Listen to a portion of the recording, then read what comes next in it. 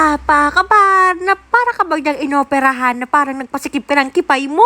Abay, hindi tayo gaganon. Dapat magpa-fresh-freshan tayo for today's video, no? Abay, hindi ko rin alam at saan ko to nakuha. Basta pagkagising ko ng umaga, ang dami na nila. Grabe naman yan. Uy! Kaya eto, nagdesisyon na kami pumunta ng clinic na malapit sa aming bahay. Kaya eto, Oxyfacial acne ako. Opo, at hindi po ako nanganak dyan, ha?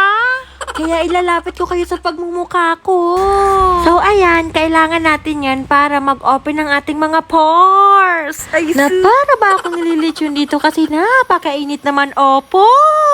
At ayun na nga, tinanong ko si Doc kung bakit nagkaganito yung mukha ko. At ang sabi ni Doc, dahil sa mga kinakain kong protein. Eto na nga, no, hindi ko na nabidyohan yung pagkatanggal ng mga acne ko. Eto yung nakuha niya.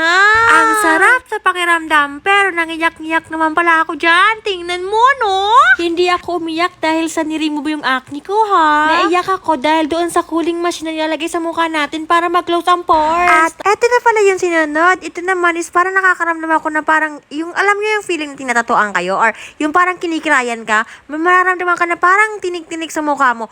At yun pala ay para makapag-less ng pamumula sa mukha natin. Tapos malapit na tayong matapos yung part na to. So, naglagay na siya ng mask. Ayan, nag-mascara na po ako na para bang nagmukha akong mami. Charot! Hindi ko rin alam kung ano nilagay. Para tuloy akong itlog ba yarn? Jesus, ano ba yarn?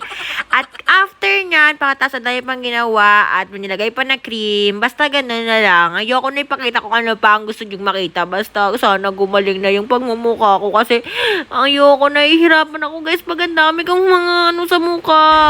Tamad pa naman ako mga skincare na yan, no? Kaya eto, alis natin mascara. So, wala naman nagbago. Ganun pa rin, nag-fresh lang talaga. Kaya hanggang dito na lang muna ang vlog ko.